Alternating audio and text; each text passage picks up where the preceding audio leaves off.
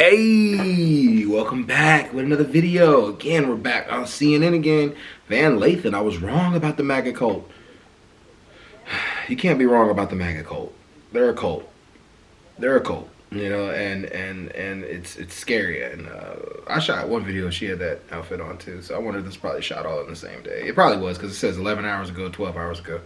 So this same stuff going on. I want to see what he's got to say about the MAGA cult. Jeez. I don't know. What's her name, y'all? Put her name in the comments. Anyways, let's get it.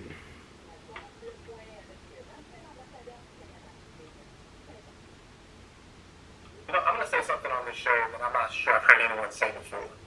I was wrong. When Donald Trump won, I thought that 75, 80 million Americans were all captured by the MAGA cult and that they would go along with whatever President Trump said. And I was wrong. There are a lot of people who voted very purely and clearly on the fact that they were experiencing economic distress, and they wanted that economic distress to come to an end. I'm hearing from these people. I'm hearing from brothers who believed not in all of the social things or the rhetoric or the religious part of who Donald Trump is, but in the actuality, in their minds, that Donald Trump was a whiz businessman that was going to fix the American economy. They're confused. They don't know what's going on. They did not vote for harder times. And the reality is, as much spin as can be done on any network, it is going to be, in my opinion, irreparable harm done to the president's reputation if people experience a tremendous amount of pain, even in the short term, from the tariffs. Yeah, I mean, a tremendous. Yes, he will not get reelected. If tariffs kicks in, which they are, he have planted them. People are seeing it already in Canada. Some people are seeing it in certain places. They're seeing the effects of the tariffs that he's put on the economy. If the tariffs go into effect, J.D. Vance will not get elected as president. And we probably won't have another Republican president for probably 20 years. Jesus Christ, man. The stupidity.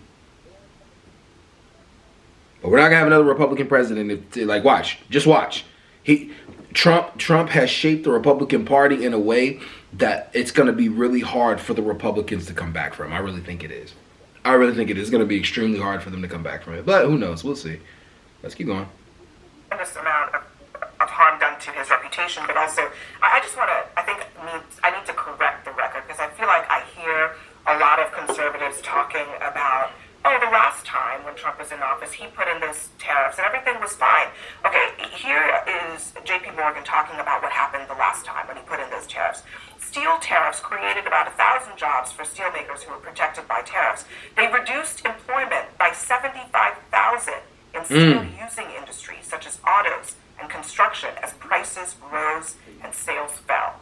Similarly, in all industries affected by Trump's tariffs, duties boosted factory employment by 0.4%, but reduced payrolls by 2%. Wow. Because of overall costs rising and retaliatory By the way, tariffs. It costs jobs to raise prices. By the way, there's something else to pay attention to when you're looking at the job creation from the tariffs in the first Trump administration, the price per job. When you look at some of the jobs that were created, you're paying, in one case, like $815,000 per job for the jobs that were created because of the costs that are offset by the tariffs themselves. So it's not a great way of job creation. It's not. Very costly to the Americans. It's actually one of the worst and most expensive ways of job creation. That's why everyone is confused. That's why the CEOs are confused. Bankers are confused. You know what he should have did? Listen to me on this, y'all. And I want you to check on it. John, I got this idea from John Bryant Hope, right? And this was what Trump should have did. Trump should have went to the bankers. He should have went to the big business people, the CEOs, and he should have been like, look, I got these tariffs coming. I need you to set this money aside for factories to come back. Waited out of these a couple years into his presidency, and then had these investors, bankers, all kind of stuff like that started to put up the factories so that we had something prepared for right when he hit the tariffs. We could put people right in the factories and getting right to work.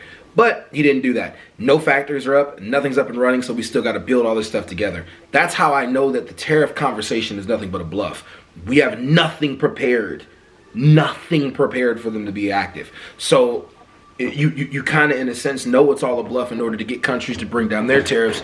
But the problem is, I don't think he understands the long-term effect of having them on for a long term, because China already has implemented a 34% tariff, so they're not going to back down. They're not going to back down. And the European unions are already talking about disassociating themselves from us. Canada's talking about building more with the European unions in order to disassociate themselves from us.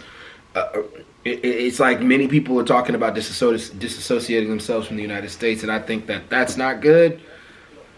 Oh, that's not good. That's not good. It's not good. You know what's sad about this is 90,000 factories been shut down in America since 2000. And Trump said there's a hole in the ship. And that's one of the reasons he won. And to Dan's point, people thought he's a business guy, he's going to fix this. And he's going to disappoint those towns. He's going to disappoint those people who've been betrayed for the last 40 years, because this isn't going to help improve their lives. And there's going to be more disillusionment in this country and more anger that their lives aren't changing. And that, to me, is the saddest part of all of this. Yeah, I agree. Well, I think what is true today was true for Joe Biden and every other president that came before him. Here we go. Every freaking time. Like, we're not talking about Joe Biden. We're talking about Donald Trump. Okay? We're not talking about Joe Biden. We're talking about Donald J. Trump. Under Joe Biden, don't care what any of you guys think, the economy was getting better. It wasn't good. It wasn't 1,000% good. It was still building itself back up from what happened during COVID. Neither Trump's fault, neither Biden's fault. But it was building itself back up.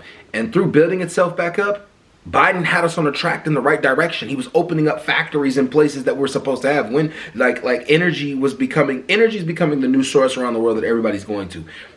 In the Build Back Better plan, all of it had energy sources that we could use, factories that were being built off energy sources. Like, companies were coming here to do that kind of stuff. And slowly but surely, the economy was tipping towards a better direction. It was good when, it was not good, but it was partially building itself up when Trump came in. The market just crashed because of Trump's confusing ass tariffs. Stop bringing up Biden, man. I hate when they do that. Like, it's like a deflection. It's the biggest stupid deflection ever. And I would say the same thing for the Democrats. If a Democrat came in and the economy's not doing good, 1,000%, like, because of something they did, take responsibility for that. If people feel like their economic trajectory is on the upswing, they will give you political leash. And if they feel like their own trajectory is on the downswing, they will punish you. Go back to Ronald Reagan, and he, even though there were hard times in that first Reagan term, people felt like the country was getting back on the right track. They were willing to give him time because they believed in his program. They believed in the confidence that Reagan was projecting about America. That's what Trump has to do here. To the people that you think are going to be impacted in the short term, and they may well be, and Trump has acknowledged that, he has to make them believe that the long-term implications for this in their communities is worth it, even if they're experiencing a short-term pain. So the political implication, Abby, I think, all goes on to the trajectory. Do you feel like things will go better in the future? And that is the soldier's challenge. It also has to be true, because at the end of the day, if people start losing their jobs, which some of them will, this is going to end badly for Trump. Rhetoric is not going to do anything about that. I just want to play what one car dealer said earlier this morning, just about what's ahead for his business, pretty much immediately. The cost is going to get passed to the consumer. There's no doubt about that. There's nothing we can do about that. I can't eat the cost. No matter what, all of us are going to sell less cars. And then we have to make hard decisions. So that's laying people off. That's cutting vendors out. That's reducing our inventories and not ordering as many cars.